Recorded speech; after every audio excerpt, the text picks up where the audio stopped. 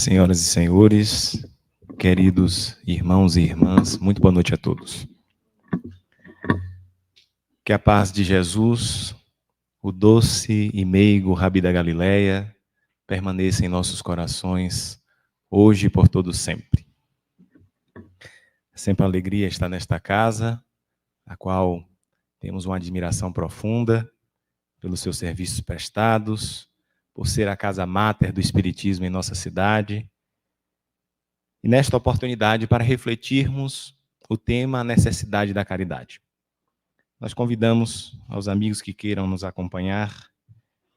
Nós vamos utilizar como parâmetro, como norte para as nossas reflexões, a parábola do bom samaritano, que se encontra inserida pelo codificador no capítulo 15 de O Evangelho segundo o Espiritismo, cujo tema, ou cujo título, já nos dá um norte deste grande lema que o Espiritismo traz para todos nós, revelando-nos que fora da caridade não há salvação.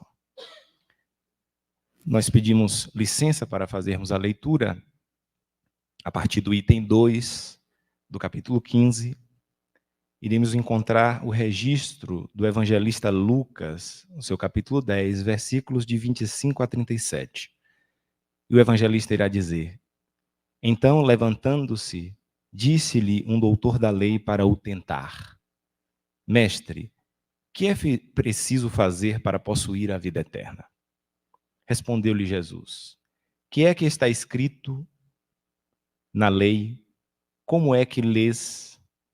Ele respondeu: Amarás o Senhor teu Deus de todo o coração, de toda a tua alma, com todas as tuas forças e de todo o teu entendimento, e ao teu próximo como a ti mesmo. Disse-lhe Jesus: Respondeste muito bem, faze isso e viverás. Mas o homem, querendo parecer que era um justo, disse a Jesus: Quem é o meu próximo? Jesus, tomando a palavra, lhe disse: Um homem que descia de Jerusalém para Jericó caiu em poder de ladrões, que o despojaram, cobriram de ferimentos e se foram, deixando-o semi-morto. Aconteceu em seguida que um sacerdote, descendo pelo mesmo caminho, viu e passou adiante. Um levita que também veio àquele lugar, tendo-o observado, passou igualmente adiante. Mas um samaritano que viajava, ao chegar ao lugar onde jazia aquele homem, tendo-o visto, foi tocado de íntima compaixão. Aproximou-se dele, deitou-lhe óleo e vinho nas feridas e as pensou. Depois, pondo no seu cavalo, levou-o a uma hospedaria e cuidou dele. No dia seguinte, tirou 2 denários e os deu ao hospedeiro, dizendo: Trata muito bem deste homem, e tudo que despenderes a mais, eu te pagarei quando regressar. Qual dos 3 te parece ter sido o próximo daquele que caíra em poder dos ladrões? O doutor respondeu: Aquele que usou de misericórdia para com ele. Então vai, diz Jesus, e faze o mesmo. Nós temos esta que é uma das parábolas mais conhecidas do Evangelho de Jesus e que nos traz ensinamentos profundos. Quando recebemos desta casa o convite para refletirmos sobre a necessidade da caridade, nós somos convidados a revisitar esta parábola e o nosso trabalho buscará analisar o contexto em que esta parábola foi contada. Nós vamos perceber que existem muitos ensinamentos que podemos extrair do seu contexto e analisar a linguagem simbólica que está por trás ou inserida nesta parábola, para que nós possamos perceber a atualidade das palavras de Jesus.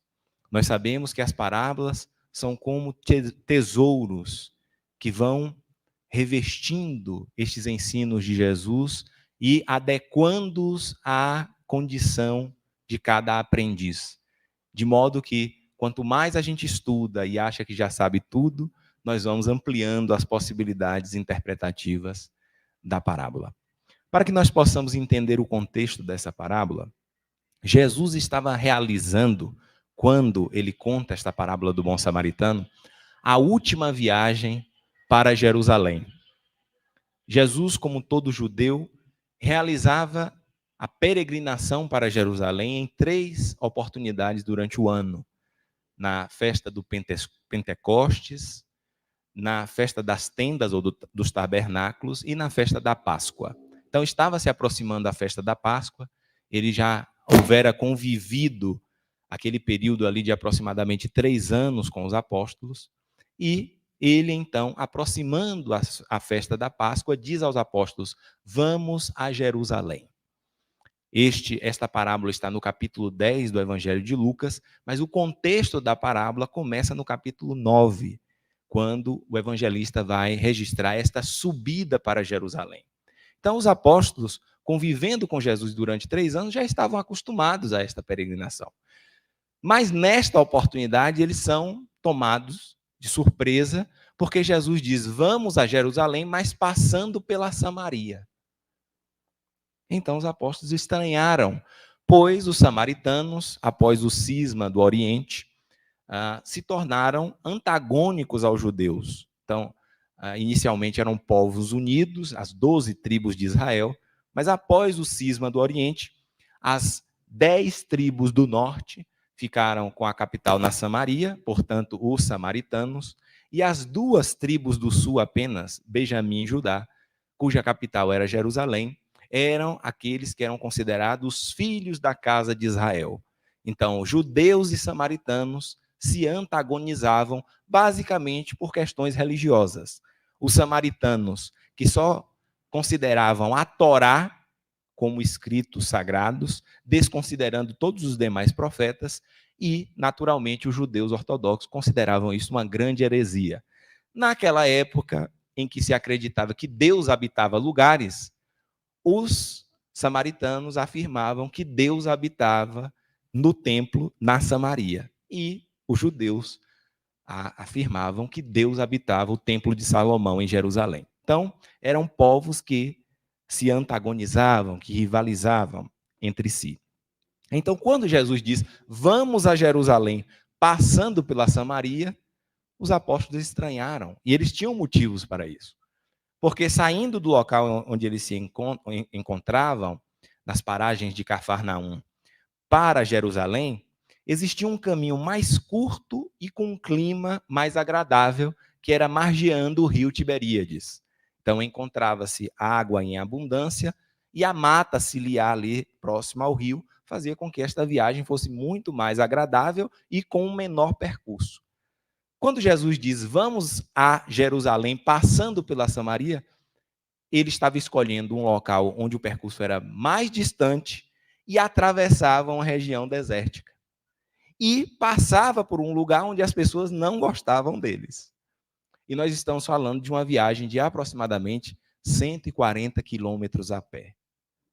E naquela época não tinha Uber, não dava para chamar por aplicativo, não dava para pegar um ônibus, né?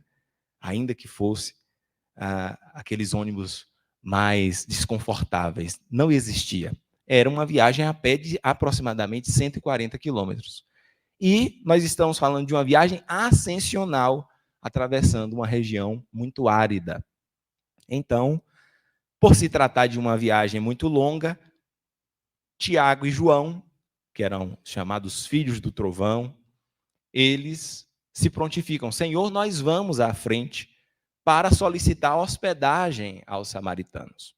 Pois, naturalmente, uma viagem de 140 quilômetros ascensional, eles necessitariam descansar na casa de alguém, como era comum naquela época. Então, eles partem e voltam em seguida dizendo: Senhor, nenhum samaritano aceitou oferecer-nos hospedagem. E aí, quando nós vamos fazer a leitura deste capítulo 9, versículos de 51 a 56, o evangelista registrando essa subida para Jerusalém, nós vemos João, após a negativa dos samaritanos, fazer uma pergunta muito curiosa a Jesus. Ele pergunta assim: Senhor, tu queres que nós oremos a Deus para que desça fogo do céu e queime todos os samaritanos? E eu confesso a vocês que quando estava estudando essa passagem, eu fiquei a me questionar. Ora, este fora o apóstolo que melhor compreendeu o amor, João. E é ele que faz essa pergunta a Jesus: Senhor, os samaritanos não querem nos receber. Tu queres que nós oremos a Deus para que desça fogo do céu e queime todos os samaritanos? E aí nós vamos perceber a importância de nós estudarmos o contexto da época. Como oferecer hospedagem era uma questão de sobrevivência, um código ético muito forte no Oriente, existiam algumas crenças populares em torno de aqueles que não oferecessem hospedagem. Então, acreditava-se que aquele que não oferecesse hospedagem desceria fogo do céu e os queimaria. Então, dando vazão a esta crença popular, João pergunta: Senhor, tu queres que nós oremos a Deus para que faça churrasco dos samaritanos? E Jesus lhe responde: João, o Filho do Homem não veio para a perdição dos homens, mas para salvá-los. E aqui nós já temos uma grande lição do mestre. Salvação que é conforme a doutrina espírita nos afirma, que não é esta salvação de pronto no sentido teológico, mas salvação no sentido de esclarecimento, de libertação, de despertar da consciência. Então Jesus deixa essa lição, mas parte para esta viagem de aproximadamente 140 quilômetros a pé e sem ter a oportunidade de descansar. E nós imaginamos como estes aproximadamente 13 homens, os 12 apóstolos mais o Cristo, chegaram após esta viagem. Certamente com sede, com fome e cansados. E assim que eles chegam a Jerusalém, eles se encontram com um religioso, um doutor da lei, um homem do sinédrio, que diante daqueles homens com sede, com fome e cansados, nós poderíamos imaginar, ora, ele, como era um homem religioso, certamente ofereceu uma água para que aqueles homens pudessem saciar a sede, ofereceu algo para comer, para fazerem um repasto, ofereceu como era de costume naquela época, após longas viagens no deserto, um balde de água para colocar os pés. Eu não lembro do meu passado reencarnatório, mas há quem diga que quando a gente faz uma longa caminhada e coloca os pés num vasilhame com água fresca, refresca até o perispírito. Né? Eu não passei ainda por essa, não me lembro dessa experiência. Mas esse religioso não oferece aquilo que se espera de um religioso. Na verdade, diante daqueles homens, este religioso faz uma pergunta capciosa a Jesus. Ele questiona: Mestre, o que é preciso fazer para herdar a vida eterna? Pode nos parecer uma pergunta aleatória, mas ali estava a síntese de mais de 1000 anos de estudo da lei e dos profetas. Esta era a pergunta central do judaísmo: o que é preciso fazer para herdar a vida eterna? É interessante porque os judeus têm um conceito muito semelhante à doutrina espírita. Eles aguardam um mundo regenerado, a terra da promissão, a Jerusalém de ouro. E a pergunta central é: o que é preciso fazer para herdar esta terra da promissão? E, durante muitos séculos, eles concluíram de que era necessário cumprir os mais de 600 mandamentos íncitos na Torá e nos profetas. O tempo passa e eles chegam à conclusão de que estes mais de 600 mandamentos eram muitos, mas que os 10 recebidos por Moisés no Sinai eram um resumo destes 600. Então, após longos períodos de estudo, os grandes mestres em Israel concluíram que bastava cumprir os 10 mandamentos da lei e que o homem seria considerado justo e herdaria esta terra da promissão. Tempos mais próximos a Jesus, nós teremos as tradições de Hilel, que todos nós, que já lemos o livro Brasil, Coração do Mundo, Pátria do Evangelho, vamos ter referência. Hilel foi o mestre de Gamaliel, que foi, por sua vez, o mestre do apóstolo Paulo, né? O então doutor Saulo de Tarso. E Léo vai trazer um refino de interpretação do judaísmo, dizendo que, na verdade, toda a lei e os profetas estavam resumidos em Deuteronômio 6:5, amarás o Senhor teu Deus de todo o teu coração, com toda a tua alma e com toda a tua força, e Levítico 19:18, amarás o teu próximo como a si mesmo. Este era o refino da interpretação da lei e dos profetas. Quando o doutor da lei pergunta a Jesus o que é preciso fazer para herdar a vida eterna, nós percebemos no relato de Lucas que Jesus, como um grande mestre, não lhe oferece uma resposta pronta. Como um grande mestre, ele devolve com mais duas perguntas. Ele questiona o que está escrito na lei e como tu lês. Porque uma coisa é o que está escrito e outra coisa é como nós interpretamos. E este doutor da lei, então, demonstrando a sua alta capacidade intelectual, porque ele demonstra um refino intelectual ao estabelecer esse diálogo com Jesus, o problema é que ele não imaginava que ele estava dialogando com o governador espiritual da terra. E ele vai, em um tom de menosprezo, como nós vamos perceber, tentar colocar Jesus em uma situação embaraçosa. Mas após o mestre questionar o que está escrito na lei e como tu lês, ele então cita Levítico 19:18 e Deuteronômio 6:5, o amor a Deus e o amor ao próximo. E vejamos que Jesus encerra a primeira parte do diálogo dizendo: respondeste corretamente, faze isso e viverás. Mas o evangelista diz que ele não se dá por satisfeito. Ele faz uma segunda pergunta para Jesus. E aí que estava a armadilha. Porque ele citou os dois mandamentos que resumem todo o judaísmo: o amor a Deus e o amor ao próximo. O primeiro mandamento era inquestionável. Nenhum doutor da lei ousaria questionar este mandamento. E nós vamos analisar que eles entendiam muito bem o que significava amar a Deus de todo o coração, com toda a alma e com toda a força. Era uma gradação de amor a Deus. Era preciso primeiro aprender a amar a Deus de todo o coração, depois de toda a alma e, por fim, com todas as forças, ou com todos os seus muitos, conforme vai registrado Haroldo Dutra Dias no Novo Testamento, editado pela FEB. Mas o segundo mandamento, amarás o teu próximo como a ti mesmo, era motivo de intermináveis questionamentos, de intermináveis discussões no Sinédrio. Pois os doutores da lei em Israel se questionavam: quem é o meu próximo? Quem é este próximo que eu devo amar?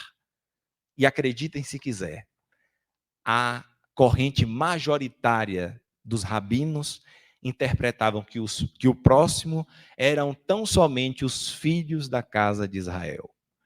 Apenas aqueles que habitavam Benjamim e Judá, as duas tribos, eram considerados o povo eleito, aqueles que adoravam e que prestavam homenagens ao Deus que era o Deus de Israel.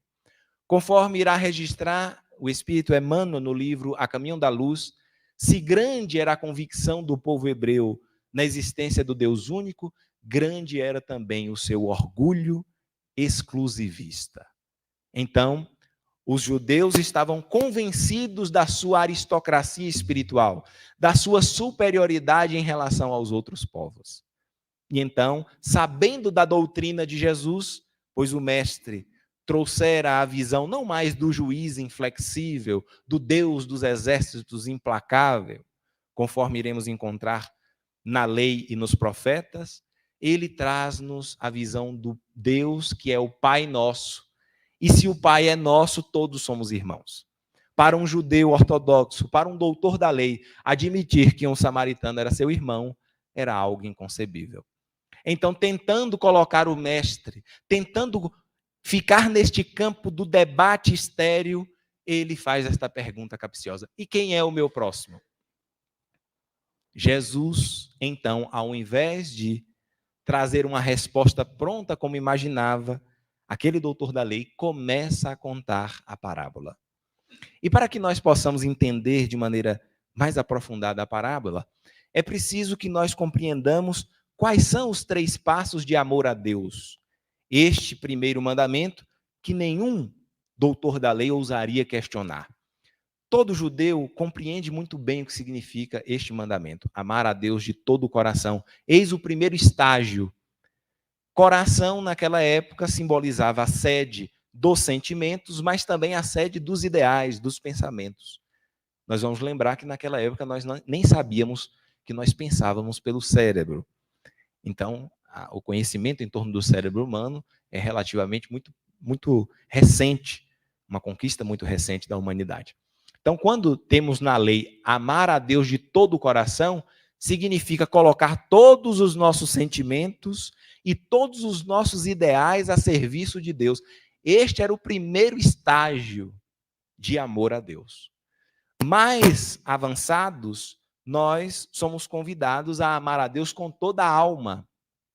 E é interessante porque o conceito de alma no judaísmo é muito semelhante ao conceito que Allan Kardec traz em o Livro dos Espíritos, quando ele vai dizer que a alma é o espírito encarnado.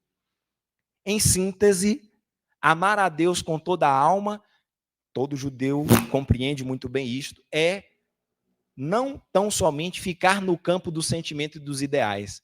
É preciso fazer ações concretas para realizar ou atingir este segundo nível de amor a Deus, amar a Deus com toda a alma. Então, colocar todo o sentimento e os ideais a serviço de Deus e também colocar todas as nossas possibilidades de realização a serviço de Deus. E o terceiro e último estágio, amar a Deus com toda a força, ou com todas as forças, significa colocar todos os nossos recursos, inclusive financeiros, a serviço de Deus. Então, aquele doutor da lei compreendia muito bem este primeiro mandamento, e este primeiro mandamento era unânime. Todos os doutores da lei compreendiam muito bem. Então, ao ser questionado, quem é o meu próximo, que era o segundo mandamento, Jesus começa então a contar a parábola do bom samaritano, e nós vamos passando aqui novamente em revista ao que ele conta. Ele diz: um homem descia de Jerusalém para Jericó. Registrem esta descida de Jerusalém para Jericó. Ao final, nós vamos refletir que existe um símbolo muito interessante nesta descida de Jerusalém para Jericó. Este que caiu em poder dos ladrões é o único personagem indeterminado da parábola. Vejam que é um homem. E é praticamente impossível identificar qual a classe social, qual a profissão, qual a origem daquele homem, pois ele cai nas mãos dos ladrões que o despojaram, portanto, não dava para identificar se ele era um sacerdote, se ele era um pescador, pela maneira de se vestir, pois os ladrões o despojaram de suas vestes. Cobriram de ferimentos e foram se deixando-o semi-morto. Portanto, ele estava inconsciente. Era um homem realmente que não dava para se identificar. Ele estava fazendo este trajeto de Jerusalém para Jericó, cai nas mãos dos ladrões. Aconteceu que em seguida um sacerdote, descendo pelo mesmo caminho, viu e passou adiante. Um levita que também veio àquele lugar, tendo observado, passou igualmente adiante. Um levita, aqui, era uma espécie de auxiliar do sacerdote no templo. O levita está para o sacerdote hebreu, da mesma forma que o coroinha ou o acólito está para o sacerdote católico. Então, era o auxiliar. Ele viu o chefe passar adiante, olhou também e falou: olha, vou seguir pelo mesmo caminho. E aí Jesus, após relatar a passagem do levita, vai dizer: mas um samaritano que viajava. E aqui nós vamos fazer um esforço para que nós nos imaginemos no local. Jesus com os 12 apóstolos, cansados, com fome e com sede, após fazerem uma viagem de 140 quilômetros a pé, sob um sol causticante, Jesus dialogando com aquele doutor da lei, neste ponto da história que ele começa a contar, ele diz: mas um samaritano que viajava. Certamente João, que no início da viagem havia perguntado: Senhor, tu queres que nós oremos para fazer churrasco dos samaritanos? Nessa hora, ficou impressionado. Que história é essa que o mestre está contando? E vai falar justamente dessa gente que não nos ofereceu hospedagem. E o doutor da lei, nesta hora, certamente arregalou os olhos. Que história é esta que ele vai contar, em que um dos personagens é o meu arquirrival, o meu arqui-inimigo? Jesus então diz: um samaritano que viajava. Todos os outros estavam descendo de Jerusalém para Jericó, mas o samaritano viajava. Mas um samaritano que viajava, chegando ao lugar onde jazia aquele homem, tendo-o visto, foi tocado de íntima compaixão. Se nós pudéssemos aferir a pressão arterial do doutor da lei neste momento, nós perceberíamos que ele teve uma queda de pressão. E ele só não desmaiou de vergonha. Porque na história que Jesus está contando, após o sacerdote passar e seguir adiante, o levita fazer igualmente, o samaritano vê aquele homem que está caindo e a passagem evangélica diz: foi tocado de íntima compaixão. Percebamos que ele atinge o primeiro estágio de amor a Deus. Ele ama a Deus de todo o coração. Porque ao ver, ele precisa utilizar a inteligência. Eu paro ou não paro? Eu sigo o caminho ou desço para ajudar? Ele utilizou os ideais. E ao ser movido de íntima compaixão, veja que não é qualquer compaixão, é movido de íntima compaixão. Ele, então, utiliza os sentimentos. Ele ama a Deus de todo o coração e atinge o primeiro nível de amor a Deus. Jesus prossegue o relato dizendo: aproximou-se dele, deitou-lhe óleo e vinho nas feridas e as pensou. Vinho que tinha aqui uma função antisséptica, óleo uma função balsâmica.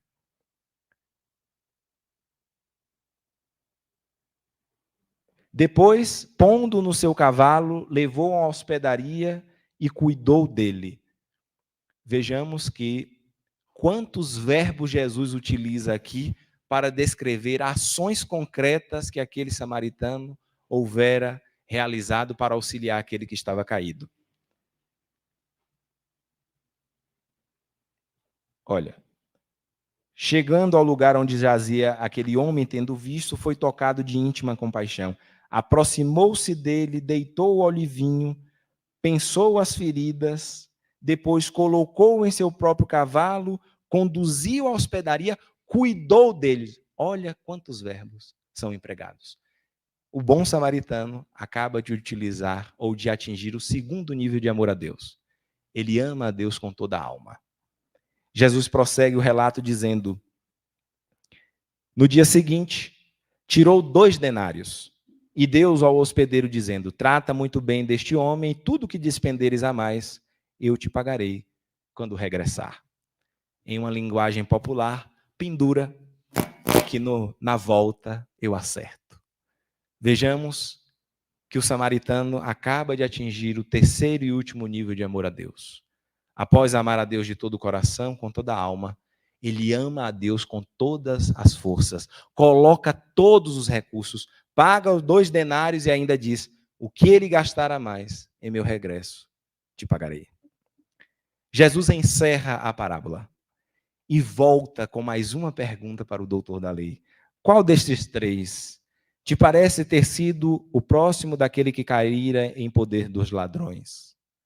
O doutor da lei, incapaz de pronunciar a palavra samaritano, porque ele poderia disfarçar, né?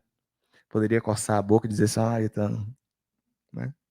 Falar baixinho. Ele era incapaz de pronunciar, tamanha a aversão que ele tinha do samaritano. E demonstrando o seu alto poder intelectual, vai dizer: aquele que usou de misericórdia para com ele. E Jesus, encerrando o diálogo, vai dizer: então, vai de Jesus e faze o mesmo. Percebamos que em 2 oportunidades, diante das perguntas do doutor da lei, Jesus repete: faze isso e viverás, e faze isso. Não, vai e faze o mesmo. Jesus estava diante de alguém que conhecia muito bem a lei e os profetas, que se arvorou em colocar o mestre em uma situação embaraçosa, mas que mesmo conhecendo profundamente a lei, não conseguia aplicar. Analisando este contexto da parábola, nós percebemos que este doutor da lei estava reproduzindo uma tendência que é muito comum aos seres humanos, que é do amor seletivo. Quem é o meu próximo? Quem é que eu quero próximo a mim? Quem é que eu amo? Você que pensa como eu, você e você que tem os mesmos ideais, mas você que pensa diferente, eu quero distância. E 2000 anos depois, nós estamos aqui a refletir a necessidade da caridade. A doutrina espírita vem relembrar para nós a mensagem do Cristo. E 2000 anos depois, muitos ainda estamos reproduzindo este amor seletivo comum aos doutores da lei, àquele pensamento exclusivista que segregava as criaturas. Quantos de nós também não reproduzimos este amor seletivo? Você e você que pensam como eu, que tem os mesmos ideais, eu quero próximo a mim. Agora você e você que vota no candidato diferente, que tem um pensamento político que diverge do meu, eu quero distância. E Jesus, diante dessas questiúnculas do mundo, diante destes embates, vai dizer àquele doutor da lei: é preciso deixar estas discórdias, estas divergências de lado e colocar a caridade, o amor, acima de todas essas questões.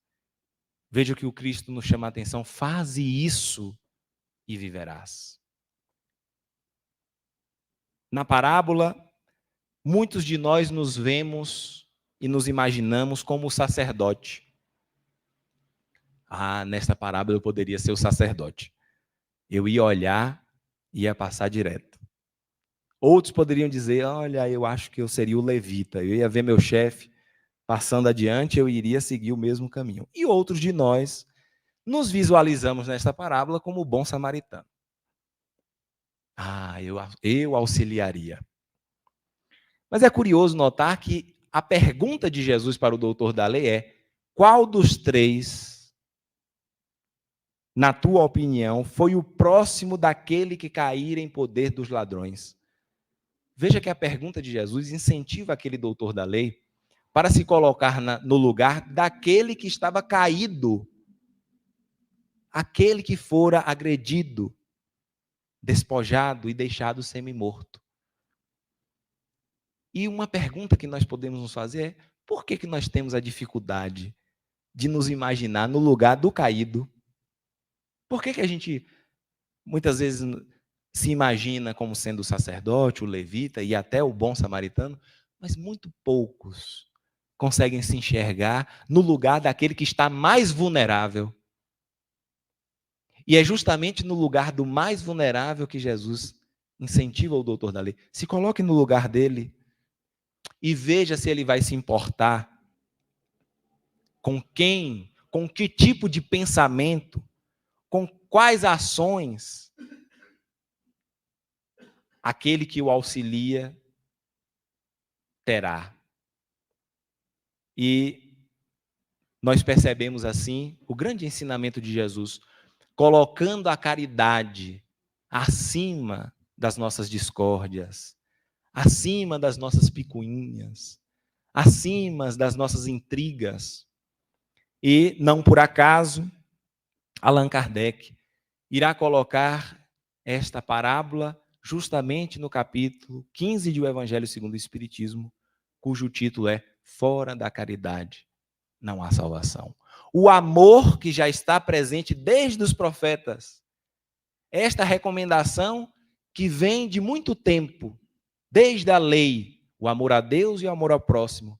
Jesus vem nos ensinar e a doutrina espírita vem a reafirmar: é o amor em ação. Nós precisamos transformar este sentimento, conforme nos diz o Espírito Lázaro, que nós somos seres que migramos dos impulsos, dos instintos, para os sentimentos, cujo ápice é o amor, e nós precisamos nos esforçar para transformar este sentimento em ação. Por isso Jesus fala por duas oportunidades: faze isso e viverás.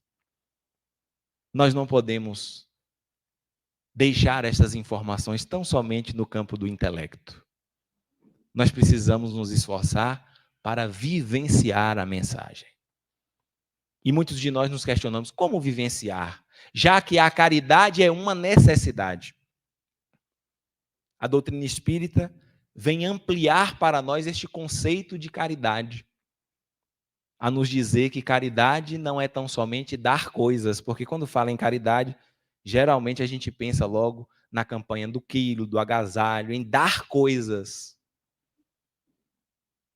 Mas a doutrina vem ampliar este conceito de caridade. Lembrando as palavras de Jesus: um novo mandamento vos deixo, que vos ameis uns aos outros como eu vos tenho amado. Veja que Jesus coloca o amor que ele devota a nós como um parâmetro.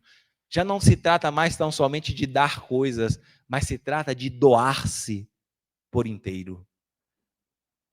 O amor em ação é este amor que se doa sem esperar nada em troca. É o amor que, para além de dar coisas, se doa por completo e não espera paga alguma. E a doutrina ainda vem nos falar do BIP, conforme resposta dada pelos espíritos, quando Kardec questiona qual o sentido da palavra caridade, como a entendia Jesus. Quando Jesus vai contar esta parábola do bom samaritano, que sentido é este do amor em ação, do serviço ao próximo, que ele está nos falando? E os espíritos vão nos dizer do BIP, que é um alerta para todos nós. Coloquemos o BIP no despertador. Precisamos despertar através do BIP. B de benevolência para com todos. E aí já começa o desafio. Não é benevolência para quem pensa como a gente. Não é benevolência para quem a gente gosta. É benevolência para com todos.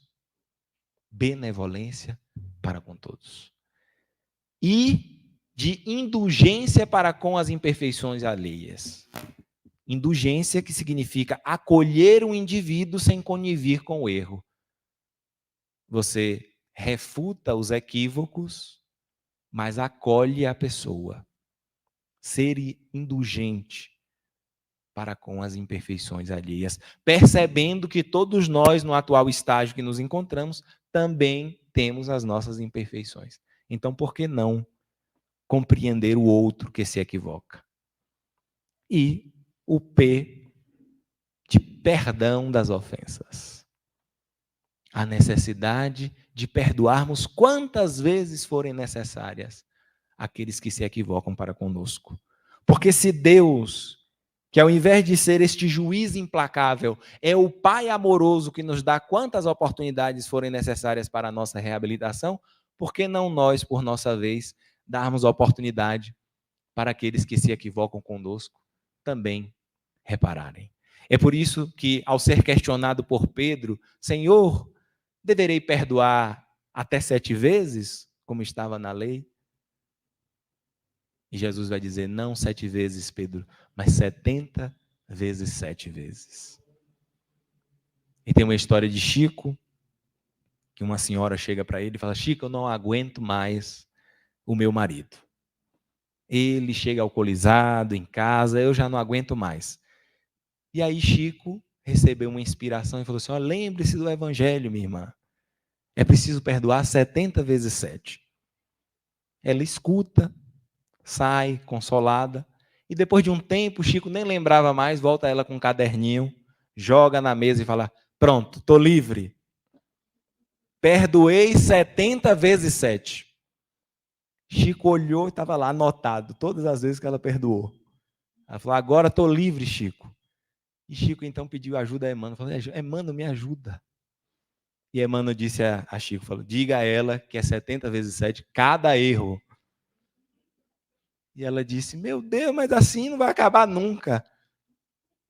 E Chico, então, refletiu com ela: minha irmã, é perdoar incondicionalmente. Porque é assim que Deus age para com todos nós. É o egoísmo, esta grande chaga da humanidade, que faz com que nós ergamos altares a nós mesmos e nos achemos melhores uns do que os outros. Por isso, no Sermão da Montanha, quando Jesus vai falar das bem-aventuranças, o primeiro pilar da bem-aventurança é bem-aventurados os pobres de espírito, que quer dizer os humildes.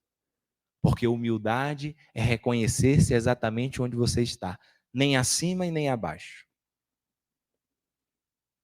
E o ego faz com que nós, muitas vezes, nos vejamos acima das outras pessoas. E por isso nós temos dificuldade de perdoar. Porque a gente diz assim, falar assim comigo? Me tratar assim? E aí a gente cria barreiras.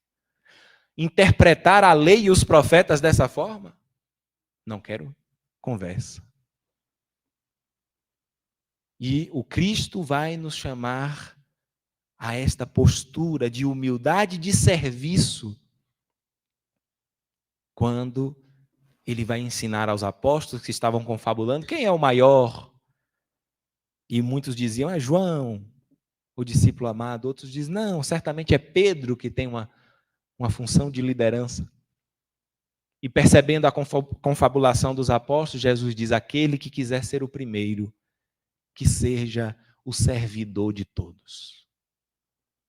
Caridade é serviço ao próximo. E nós podemos servir de inúmeras maneiras. A doutrina espírita vai nos falar do trabalho, que é uma lei natural, uma das leis morais. E vai dizer que toda ocupação útil é trabalho. E que até pensando a gente consegue trabalhar. Quando esta casa nos convida a refletir a necessidade da caridade, está trazendo em seu bojo a necessidade do trabalho, a necessidade do esforço pessoal, a necessidade de nós aprendermos a servir. Muitas vezes acorremos à casa espírita buscando o auxílio do alto. E o alto não nos falta. O médium José Raul Teixeira diz, se os espíritos do Senhor cessassem de trabalhar um segundo que fosse, nós não suportaríamos. Então, toda vez que a gente ora pedindo auxílio do alto, o alto não nos falta. Mas lembremos que o convite do Mestre é para que nós possamos ir em direção a Ele. Ele diz a todos nós, vinde a mim, todos vós que estáis cansados e sobrecarregados, e eu vos aliviarei. E muitas vezes nós oramos, vem Jesus, e Ele vem. Mas a gente precisa lembrar, é preciso caminhar em direção a Ele. E caminhar, nós vamos trazer, já finalizando o nosso trabalho, este símbolo que se encontra inserido na parábola, que é muito significativo para todos nós. Percebamos que o evangelho de Jesus é o evangelho para os espíritos imortais. Jesus nunca falou à personalidade das pessoas. Jesus sempre falou para o espírito imortal.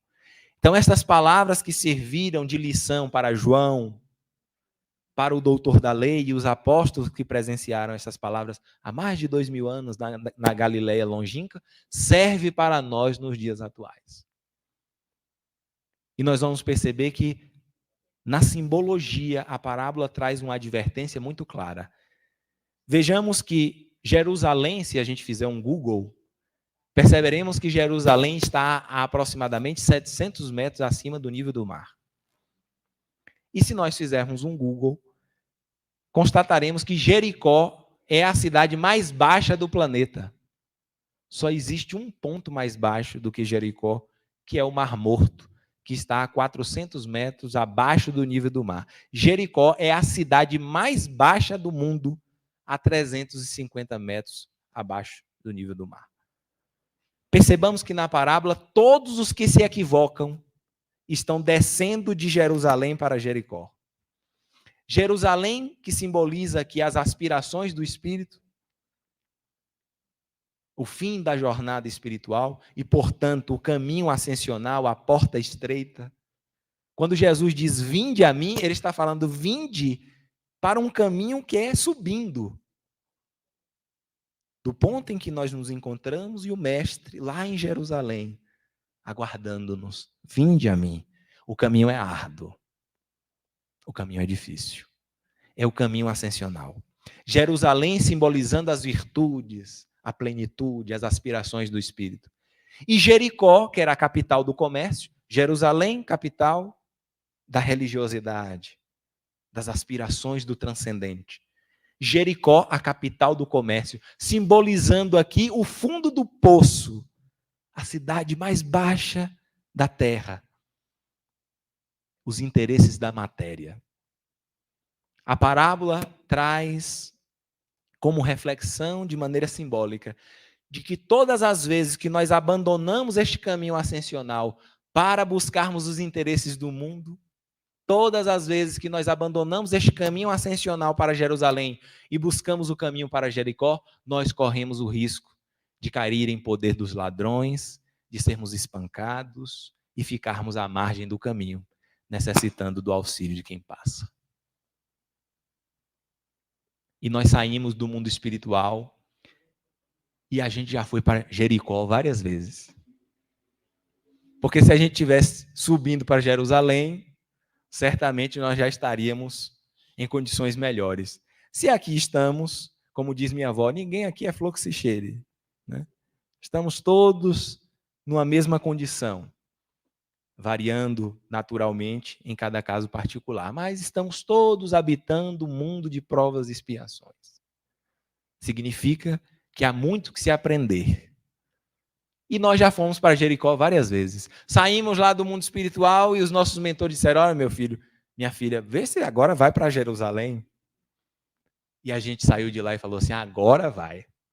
E a gente chega, começa, olha para a subida e fala, olha para Jericó, olha os interesses do mundo nos seduzindo, as disputas do poder, da política, da fortuna, do status. E a gente olha e fala, para que subir? É melhor deixar descer, né? É só largar na banguela e a gente vai bater lá em Jericó.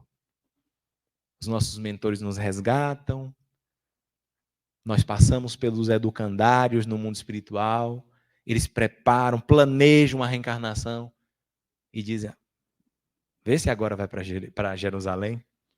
E a gente sai de lá e fala, agora eu vou. E reencarna. E olha a gente lá em Jericó. Nesta oportunidade, eles disseram assim, olha, tem o Espiritismo.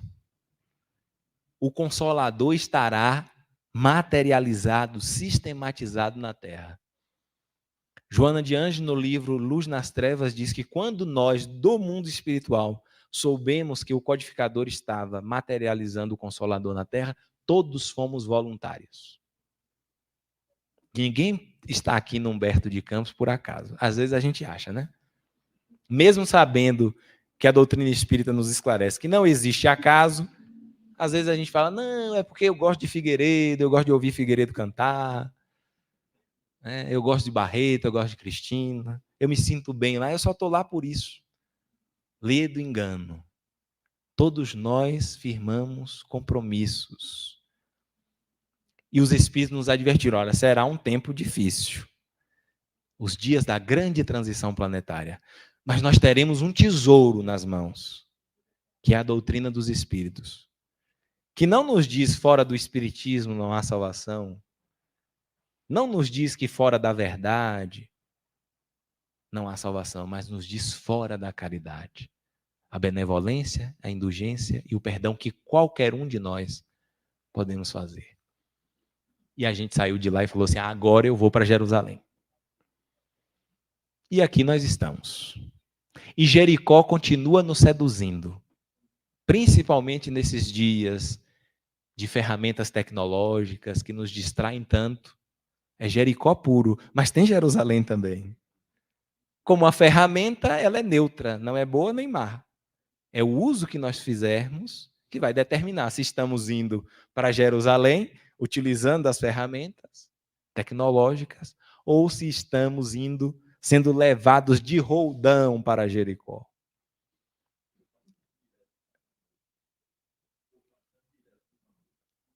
Pelo Mar Morto, né? Então, ainda tem um ponto mais baixo, né? O Mar Morto. Então, que nós possamos, com estas reflexões, perceber a importância de aprender a servir, de aprender a nos doarmos por inteiro, de aprendermos que nós precisamos aproveitar as oportunidades que estão diante de nós e nos questionar: o que é que eu posso fazer que ainda não faço? O que é que o Senhor da vida espera de mim e que eu ainda me furto a aceitar este convite? Que nós possamos, à semelhança do apóstolo Paulo, quando encontrando-se com Jesus redivivo às portas de Damasco, dizer: Senhor, o que queres que eu faça? E ter a coragem de fazer o que o Senhor nos determina. Diz-nos Bezerra, Jesus disse ao então doutor da lei Saulo de Tarso: vá a Damasco. E que dirá para nós nos dias atuais: vá a Damasco. Mas que Damasco significa a viagem para dentro de nós mesmos, que nós precisamos fazer e que há muito tempo nós nos furtamos. Jerusalém não é um caminho externo. Jerusalém é um caminho ascensional que nós precisamos fazer dentro. E é preciso ter coragem. E é preciso ter disposição, porque é um caminho ascensional. É um caminho ascensional e solitário. Nós podemos contar com a colaboração dos companheiros, mas é um processo pessoal e intransferível. Que nós possamos, então, nos sentir incentivados a realizar esta viagem e felizes, possamos, ao final da jornada, nos encontrar todos nós na Jerusalém de ouro que o Senhor prepara para todos nós, para o grande banquete de plenitude, de felicidade que nos aguarda. Que Deus nos abençoe e muito obrigado pela atenção de todos.